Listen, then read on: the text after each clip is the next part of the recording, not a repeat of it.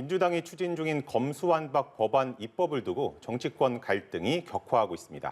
이런 가운데 검찰도 직접 반대 목소리를 내고 있는데요. 오늘 이 시간 검수완박에 대한 검찰 측 입장 직접 들어보겠습니다. 노정환 대전지검장 나와 계십니다. 어서 오시죠. 네, 반갑습니다. 예. 우선 정말 이 검수완박을 둘러싼 일들이 연일 시끄럽습니다. 네, 그렇습니다. 예. 경찰대 출신의 또 검사장으로서 이번 사안에 대해 많은 생각을 가지고 계실 것 같은데요. 말씀해 주시죠. 네. 예, 저는 경찰대 출신 검사로서 항상 경찰에 우호적인 감정을 가지고 협력을 하기 위해 노력해 왔습니다. 검경 갈등 상황에서도 박사학위도 따고 학문적으로 접근하여 객관적인 입장을 유지하려 노력했습니다. 지난 수사권 조정 논의 시에도 검찰의 직접 수사를 줄이자는 기본 방침이 옳다라며 소신 발언을 하기도 했습니다. 하지만 이번 검수완박에 대하여 대통령께서 검경의 입장을 떠나 국민을 위한 계획을 강조하셨는데 네. 법률가로서 양심을 걸고 그리고 검경의 입장을 떠나서 국민의 입장에서 아무리 살펴봐도 국민에게 피해가 가는 법안이다라는 게 제 생각입니다. 물론 이제 경찰의 수사력은 이미 매우 높은 수준에 이르렀습니다. 하지만 사람은 누구나 실수하고 또 경찰의 실수를 검찰이 걸러주는 역할을 하는 것이 필요하다는 것이 저희들의 생각입니다. 연간 약 170만 건 정도 응대 사건을 처리하는데 경찰의 오류를 시정하는 게 약 연간 3만 건 정도 됩니다. 자, 이제 검수완박과 관련해서 정치권이 그동안 상당히 입장을 많이 냈었는데 최근 들어서는 이제 검사장을 비롯해서 현직 검사들도 목소리를 언론을 통해서 내고 있습니다. 그만큼 사안을 엄중하게 보고 있다는 뜻일 텐데 검찰 내부 분위기 좀 전해 주실까요? 예, 먼저 검찰 수사의 공정성과 함께 검수완박 법안이 논의 중인 것에 대해서 검찰 간부의 한 사람으로서 대단히 국민들에게 송구스럽고 죄송하다는 말씀부터 드리겠습니다. 저희 간부나 평검사나 수사관 모두 반성할 것은 반성하자는 분위기입니다.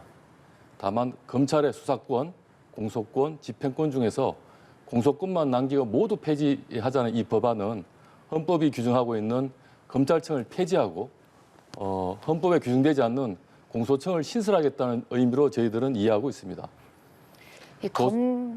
조선 500년 역사에서 성군인 세종도 조선의 검찰인 사헌부와 갈등을 겪었습니다. 하지만 사헌부를 폐지한 것은 조선 500년 역사 중에서 연산군뿐입니다. 예. 국가의 근간을 무너뜨리는 것이 너무 안타깝고 국회와 국민에게 설명드리는 것 외에는 아무런 방법이 없어 너무나도 무기력스럽고 고통스러울 뿐입니다. 그럼 이 검수완박이 검찰의 수사권을 완전히 박탈하겠다. 그러니까 경찰은 수사를, 검찰은 기소를 맡게 하겠다는 건데 반대를 하시는 가장 큰 이유가 무엇인가요? 앵커님에게 한번 질문을 드리고 싶은데요. 만약에 취재를 못하게 하면서 제공되는 자료만 보다라고 하면 이게 언론의 자유가 보장된다고 받아들이시겠습니까? 법관이 판결을 하는데 재판을 하지 말고 제대로 된 판결을 할 수 있겠습니까? 수사란 공소 제기를 혹은 공소 유지를 위한 준비 활동입니다. 제대로 기소하고 공소를 유지하기 위해서는 그 준비 활동인 수사가 보장되어야 합니다. 법안은 검사에게 수사는 하지 말고 경찰이 작성한 기록만 보고 영장을 청구하거나 기소해서 공소 유지를 하라는 것인데 참 납득하기 어렵다고 생각합니다. 자, 이제 검찰이 갖고 있던 권력을 나누기 싫어서 반대하는 건 아니냐 이런 시각들도 있는 것 같습니다. 반박을 좀 해주시죠. 만약에 검찰이 권력을 나누기 싫어해서 반대하는 것이라면 법원이나 변협, 민변, 참여연대, 그리고 각종 학회, 그리고 여러 지식인들께서 왜 반대하는 것일까요? 대통령 말씀대로 아무리 법안을 살펴보고 고민을 하고 검찰의 입장을 떠나서 국민을 위한 계획이 아니라고 생각하기 때문에 반대하시는 걸 겁니다. 네. 또한 대통령께서 검찰 내 의견을 질서 있게 표명하고 그리고 국회 권한을 존중하면서 총장께서 검사들을 대표해서 직접 의견을 제출하라고 하셨는데 이것은 반발이 아니라 검찰의 의견을 취합해서 제출하는 과정으로 이해해 주셨으면 감사드리겠습니다. 반대하는 내용 중 큰 부분이 국민들이 피해를 보기 때문이다. 이게 조금 막연하게 다가올 수도 있을 것 같거든요. 구체적으로 어떤 피해를 말씀하시는지요? 이제 국민에게 구체적으로 어떤 피해가 있는지 알려면 생각의 전환이 좀 필요합니다. 존 롤스라고 유명한 정치 철학자가 쓴 정의론이라는 책에 의하면 정의에 부합하는 입법을 하기 위해서는 무지의 배의를 써야 한다. 이런 이야기가 나옵니다. 자신이 강자인 줄도 모르고 약자, 소수자일 수 있다는 그런 무지의 상태에서 법안을 만들어야 한다는 그런 이론입니다. 앵커님과 국민 여러분들께서도 억울한 피해자 또는 억울한 피의자일 수 있다는 그런 무지의 배의를 쓰고 검수완박 법안이 과연 정의에 맞게 만들어졌는지 이것을 함께 검토해 보시기를 부탁드립니다. 예를 한번 들어보겠습니다. 고소장 접수 기간에서 검찰은 삭제됐습니다. 예를 들어 경찰에게 성추행을 당해도 경찰에만 고소장을 접수해야 됩니다. 예. 경찰에서 무혐의 의견으로 불송치 결정을 하면 고소인이 이의 신청을 해도 그 기록이 송치되지 않습니다. 그래서 항고나 재정 신청이 불가능합니다. 재정 신청은 법원의 기소 여부를 결정해 달라는 그런 신청입니다. 네. 다시 말해서 국민의 재판받을 권리가 없어져 버렸습니다. 그리고 검사의 영장 청구권이 삭제돼 버렸습니다. 불구속 송치된 후에 피해자가 검사에게 찾아와서 저 피해자가 얼마나 나쁜지 설명하고 구속 사유를 증거를 제출해도 그 증거를 받을 수도 그 피해자를 구속할 수도 없습니다. 그리고 검사가 결정적인 증거를 발견해도 압수수색 영장을 청구하지 못합니다. 영장 청구권이 모두 삭제됐습니다. 그저 경찰에게 보안 수사 요구를 할 뿐이고 그 사이에 증거가 인멸되면 누가 책임집니까? 예. 검사의 구속 취소권 삭제 이건 정말 중요한 문제입니다. 경찰이 범인을 잡아서 구속하여 검찰에 송치했는데 알고 보니 범인이 아닌 게 확인됐습니다. 그래도 검사는 석방하지 못합니다. 왜냐고요? 구속 취소권이 삭제됐기 때문입니다. 제가 그 대창 개인적으로 연구한 바에 의하면 약 12개 정도 네. 문제점을 찾아냈습니다. 대법원은 무려 15개를 찾아내셨더라고요. 한 번 더 불러주시면 최선을 다해서 더 찾아가지고 다시 나오도록 하겠습니다. 일타 강사를 좀 준비해 오시겠다는 예, 말씀인 것 그렇습니다. 같고 어제 이제 기자회견에서 이제 검수완박 법안이 검찰 수사관의 사법 경찰 관리 지위를 박탈해 형 집행을 할 수 없게 된다. 이 문제점을 지적을 하셨는데 좀 쉽게 설명 좀 부탁드리겠습니다. 네. 형사 절차에 있어서 절차를 진행하면서 정의는 네. 수사로서 시작됩니다. 그리고 재판으로서 확정되고 그리고 형 집행으로서 완성됩니다. 형 집행 역시 범죄자를 추적하고 검거하는 수사관의 지휘가 있어야 가능합니다. 그런데 법안은 검찰의 수사권을 모두 박탈하는 과정에서 검찰 수사관의 지휘도 박탈하고 일반 행정공무원으로 만들었습니다. 따라서 계좌를 추적하거나 통신을 조회하거나 잠복하거나 탐문하거나 검거하는 것이 불가능해졌습니다. 연간 75만 건, 10조 원의 벌금, 그리고 연간 5천 명의 자유형 미집자가 발생합니다. 이 사람들을 붙잡아서 집행할 수 없게 된 거죠. 예를 들어 성폭력 범죄로 징역 3년을 선고받은 범죄자가 있다고 가정해 봅시다. 그럼 저희 검사들이 할 수 있는 방법은 이분에게 전화를 걸어서 제발 좀 양심을 걸고 양심이 있다면 스스로 들어오셔가지고 교도소에 가서 3년간 형을 살아주십시오라고 부탁하는 겁니다. 그런데 그 사람이 못 가겠다고 말하면 저희들은 방법이 없습니다. 권한이 없기 때문입니다. 그때 저희들이 할 일은 범죄 피해자에게 전화를 해서 죄송합니다. 범죄자가 가해자가 형을 살지 않겠다고 합니다. 밤길 다닐 때 조심하시고요. 보복 범죄가 일어날 수 있으니 조심하십시오. 네, 물론 두 발 뻗고 못 주무십니다. 이렇게 말해주는 거 말고는 없습니다. 인류 역사상 근대 법치주의 이래 최초로 국가가 스스로 형집행 기능을 포기한 사례가 될까 걱정됩니다. 전 세계 교과서에 실릴까 봐 걱정돼서 죽을 지경입니다. 그리고 또 검찰 내부에서는 6대 중대범죄 수사에 공백이 생길 거라는 목소리가 많이 나오는데 민주당은 또 여기에 대해서 그럼 한국형 FBI를 만들면 되지 않느냐고 반문을 했거든요. 어떻게 생각하시는지요?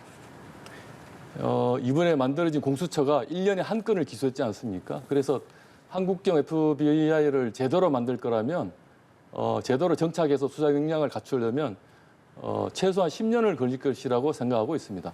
제가 두 가지 예를 들어보겠습니다.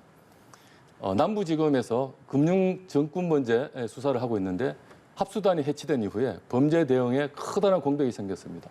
라임이라든지 옵티머스와 같은 대규모 금융범죄는 피해자만 수천 명에 이릅니다. 은밀한 방법으로 단기간에 천문학적인 수익을 올리고 선량한 피해자들 개미들이 고스란히 피해를 입습니다. 대전지검의 기술 유출 범죄 등의 특허범죄 수사에 대해서 한번 말씀드려보겠습니다. 형사소송법 지식이 외에 특허법 관련 지식이 있어야 되고요. 그 외에도 기초과학 지식까지 갖추어야 이 수사가 가능합니다. 기술 안보에 큰 공백이 생기리라고 예상하고 있습니다. 6대 중대범죄는 부와 재력을 통해서 막강한 변호사들의 조력을 받고 증거인멸을 할 수 있는 사회적 강자들을 이런 사람들 수사를 하는 겁니다. 따라서 수사의 전문성을 갖추고 법률 전문가인 검사가 초기부터 공판에 이르기까지 일관되게 대응하는 것이 필요하다고 생각합니다. 예. 최소한 10년 정도의 로드맵을 갖고 한국형 FBI를 설치 운영해야 공백이 생기지 않는다고 생각합니다. 자, 이제 또 기소와 수사의 분리가 글로벌 스탠다드다. 이게 또 민주당의 주장이거든요. 여기서에 대해서는 검찰의 입장이 뭡니까? 한마디로 말씀드리면 명백한 오류라고 말씀드리겠습니다. 아무래도 중국의 공안과 인민검찰원을 말씀하시는 것 같은데 중국이 글로벌 스탠다드는 아니라고 생각합니다. 제가 중국에서 유학도 하고 외교관으로 약 3년간 생활했기 때문에 잘 알고 있습니다. 네. 예. 또 일각에서는 검찰의 공정성과 중립성 등에 대한 국민들의 불신이 이번 검수완박 사태를 불러일으킨 게 아니냐는 지적도 있습니다. 검찰 내부에서 조금 자성의 목소리도 있을 것 같거든요. 예, 맞습니다. 검찰 수사의 공정성 시비에 대해서 다시 한번 국민들에게 죄송하다는 말씀을 드립니다. 다만 검찰이 담당하는 대형 부패 사건, 경제 사건의 특성을 조금만 이해해 주시사 말씀드리고자 합니다. 피해자들은 이런 사건의 피해자들은 대체로 고위공직자나 기업인, 정치인 등 사회적으로 지위가 매우 높거나 영향력이 큰 분들입니다. 이분들은 구속되거나 1, 2심에서 유죄가 선고되거나 심지어 대부분 확정 판결이 나도 검찰 수사가 공정하지 못했다고 주장하시는 분들이 많습니다. 그리고 이런 분들의 말씀은 언론을 통해서 보도되고 그 지지자들의 열렬한 지지를 받습니다. 어찌되었든 간에 그럼에도 불구하고 온전한 승복을 이끌지 못한 것은 오로지 전부 다 이제 모두가 검찰의 역량 부족이라고 생각하고 더 성숙하게 검찰권을 행사해야 된다고 생각합니다. 자, 김호수 검찰총장이 그 특별법을 통해서 이제 검찰 수사의 공정성과 중립성을 확보하자 이런 제안을 했는데 이에 대해서 좀 검찰 내부의 반응은 어떤지도 궁금하거든요. 국민들께서 검찰 수사의 공정성에 대해서 의문을 품고 계시다면 당연히 그 대응 방안을 논의해야 된다고 생각합니다. 네. 이에 대해서 강론에서는 다양한 의견이 있을 수 있지만 총론에서는 반론이 없을 것이라고 생각합니다. 이런 가운데 평검사회의는 19년 만에 그리고 전국 부장검사회의는 검찰 역사상 처음으로 열렸습니다. 일단 검수완박에 반대한다는 입장은 같을 것 같고요. 구체적으로 어떤 내용들이 조금 논의됐습니까?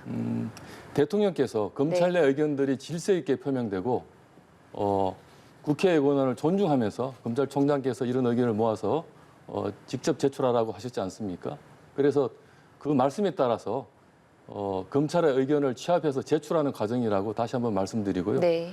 발표되는 입장문은 간단하지만 오랜 시간 논의하면서 입법상의 문제점을 찾아내서 국회에 전달하고 또 오류를 시정할 그런 기회를 드린다고 생각합니다. 언론에서 이 법안의 문제점이 하나씩 차례로 보도되고 있는 것도 모두 이러한 회의 과정에서 발견되는 것이 많습니다. 자, 민주당이 이제 박병석 국회의장에게 내일 본회의를 소집해달라 이렇게 요청을 하기도 했고 또 안건조정위가 뭐 오늘 밤에 열릴 수도 있다라는 관측도 있고요. 네. 일단은 검수완박 법안 입법 과정이 좀 약간 속도전에 들어간 모습인데 이 법안이 만약에 통과가 된다면은 검찰에서 좀 어떻게 대응하겠다 좀 내부적으로 논의된 것이 있을까요?